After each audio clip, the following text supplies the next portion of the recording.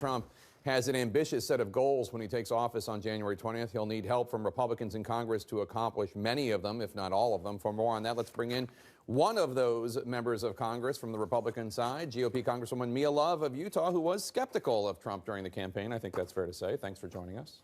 Thank you. I'm glad to be here. So I know that you were frustrated during the campaign that you didn't hear enough about Donald Trump's policies. Right. When you see the people that he is filling his cabinet with, or wants to, many of them need Senate confirmation, are you happy? Are you concerned? What do you think? I'm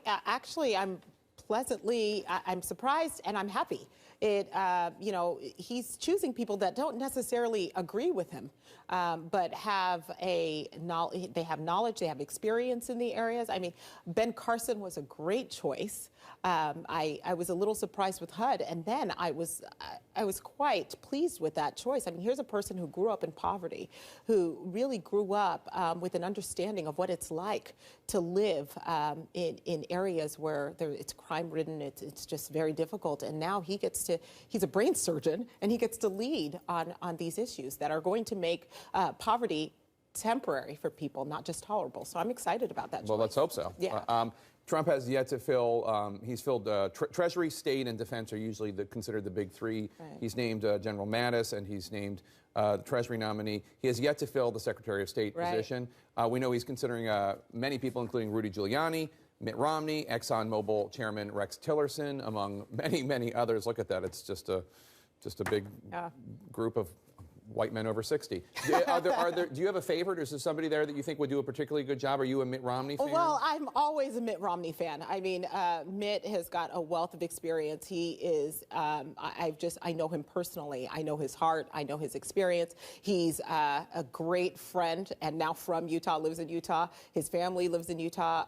I know Mitt very well, and I think Mitt would do a great job. But all of those, the people that he has that are up there, I mean, I think that would be a decent choice for the United States. Obviously, I'm a fan of Mitt, so. Interesting comment by President-elect Trump yesterday when he got the honor of Person of the Year by Time magazine, but it said President of the Divided States of America, and he insisted that he was not responsible for the divisions at all because he is not yet president.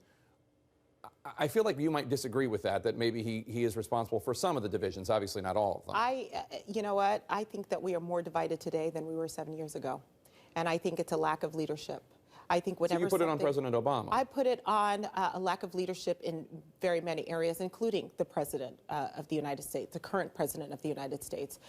We've had, I think it's important for us as leaders to make sure we're not victimizing people, that we're empowering them, that we are treating people equally, that we are not creating an environment where we're pinning up Americans against another. I think you'll remember during the RNC speech when Mitt Romney was running for president, I said that we're facing a situation where this president is dividing us based on social status, income levels, race, and gender. Mm-hmm. I mean, remember, there was a war against women.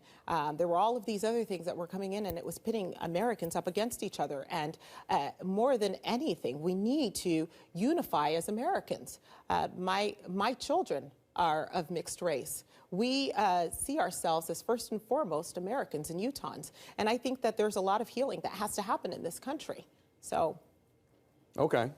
Let me ask you, though, you've seen the tweets that the president-elect has sent, some of them directly aimed at critics, including this local labor leader in Indiana, Chuck Jones, who now says there have been some vague threats at him, although you heard him in that spot, nothing that he couldn't handle. I can't imagine the kind of thick skin you need to be a labor leader in Indiana. But does that bother you at all? Does it trouble you at all? It's to a lot of people, to a lot of Mr. Trump's critics, it seems like anytime anybody pops up with a criticism of him, he uses his bully pulpit in a way that could actually potentially be dangerous even. Well, you know, nobody's perfect, right? We know this. And probably one of the problem areas there is how you respond, because you still have to represent everyone. Right. Whether they supported you or not, you are the President of the United States. You don't represent one side versus another. You are supposed to make life better for all Americans. And so, you know, if you're going to make America great again, you have to make it great again for everyone. And so I think that that's, you know, he he reacts quite a bit. It's one of the things that people like about him, that he is not a pushover. When somebody pushes him, he pushes back. That can also be a downside. And I think that that's one of the things that we have to keep in check as a leader of the free world. I think it's important to make sure that you're not just reacting, that you're being thoughtful and you're being responsive. Congresswoman Mia Love, I don't think I said, but congratulations on your reelection. Thank you. Welcome back. We're glad to have you back in Washington.